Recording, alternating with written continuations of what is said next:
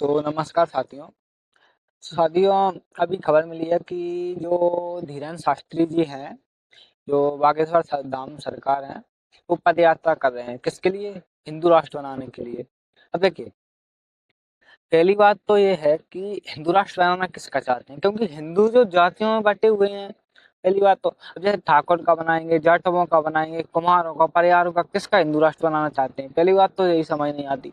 और दूसरी बात इनकी ये समझ नहीं आ रही है कि ये हिंदू राष्ट्र के लिए क्यों लड़ रहे हैं, जबकि ये धर्मनिरपेक्ष राष्ट्र है। ये भारत एक धर्मनिरपेक्ष राष्ट्र है, तो इसमें मतलब उसका धर्म का तो कोई एक एक धर्म का राज हो ऐसा तो कोई बनता ही नहीं है ना।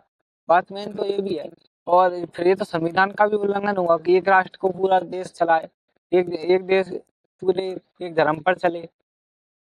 तो मैं उनसे एक सवाल है यही वाला कि आप क्या संविधान के भी खिलाफ जाना चाहते हैं?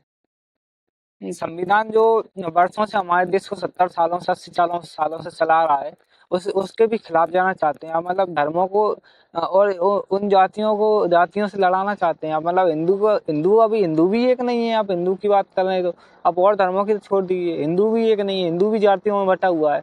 तो आप किसको किसको करना चाहते हैं एकता में?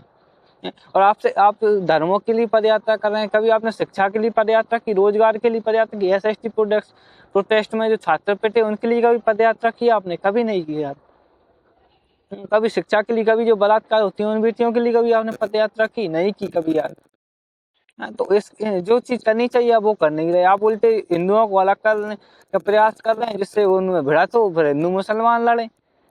तो बात तो समझ नहीं आ रही आपकी तो हमें तो मैं आप सब जनता से भी यही पूछना चाहता हूँ कि क्या ये सही है कि एक से दूसरे धर्मों को लड़ा दिया जाए?